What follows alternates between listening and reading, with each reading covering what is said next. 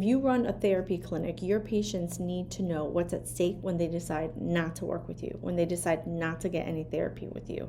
My name is Huang. I'm an occupational therapist and certified hand therapist, and over 10 years I've been running my therapy clinic, and over 5 years ago I started Hand Therapy Secrets to help therapists have more, develop their clinical skills and have more choices in their career. And if you're watching this, you might be someone who is starting your business, growing your business, and you want to have more choices in your career. So I often talk about clinical skills, and then we have to develop our business skills, right? If you are running a business. One of the things that I'm trying to do in my clinic more is talk about what's at stake when people decide not to work with us, right?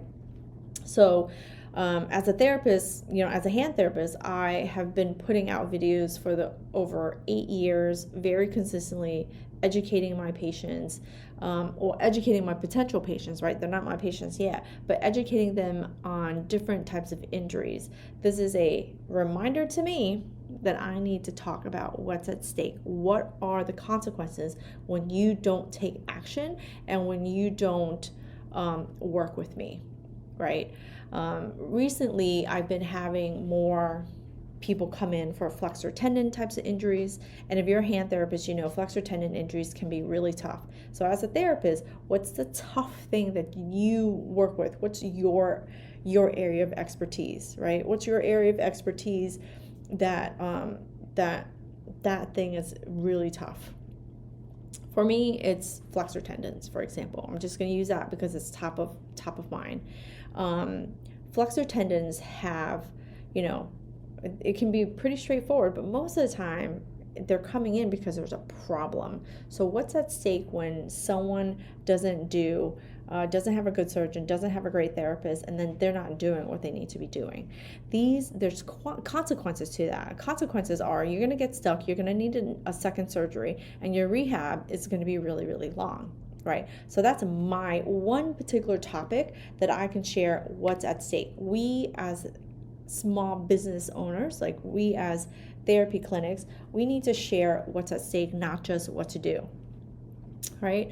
I bring that up and it's top of mind right now for me because my son just went to the dentist and they just found out he has like a ton of cavities. Why? After he's 18, why after all these years? When he was small, he had tons of cavities, and we couldn't figure it out why he had so many cavities. Did you know that by using those inhalers that could be a contributing factor? I'm like, no one has ever told me that. When he was small, they were blaming the parents, right? Oh, you gave him too much sugar.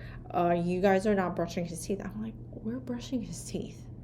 We're flossing him. We're doing all the right things, and that was an important piece of information that we're missing. All of a sudden, and I've been with the same dentist for the last 18 years. My son has gone to the same dentist.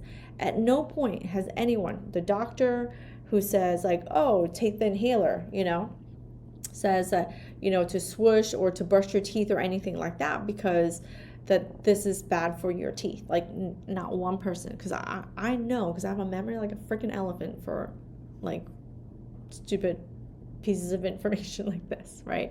But there's consequences. There's consequences for everything. So why are we as therapy business owners not talking about the consequences?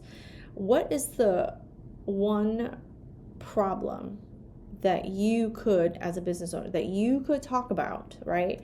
That you can share to your patients to attract them, to educate them on what that problem is. We want to talk about the good things, but we have to talk about the bad things as well. What are the consequences of that? Now, this video is not just for you, it's for me. It's to remind me, hey, Huang, what are the consequences of people? What are the consequences of therapists not working with me? I've got to talk about that more because there are consequences. If you're a business owner and you're watching these videos that I put out for free and you are on my email list, by the way, if you're not on my email list, click the link below and you get on my email list. I share videos, I share insights, and I share pretty much what I do in my business so that you can have some insight on what to do with your business as well. And if you need my help, I'm here. There's different ways there's different ways in which you could work with me. So I should probably share the consequences of you trying to do it on your own, you not getting a business coach, you not coming into my program. What are those consequences? Because there are things at stake, such as wasted time. Time is so important. Like, I could go on and on about time, because once it's wasted, you can't get that shit back. Lots of wasted time, lots of going back and forth, not being able to make a decision.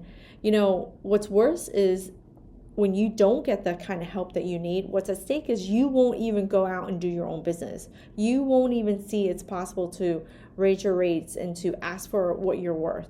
You won't even start your business because you keep making excuses for why this won't work for you, or why being an occupational therapist, like, nobody knows about you.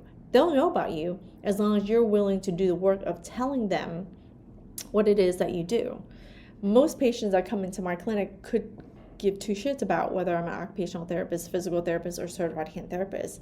They're like, this is my problem, and can you help me? And only afterwards do I even bring up the fact that, I'm a certified hand therapist or that I'm an occupational therapist.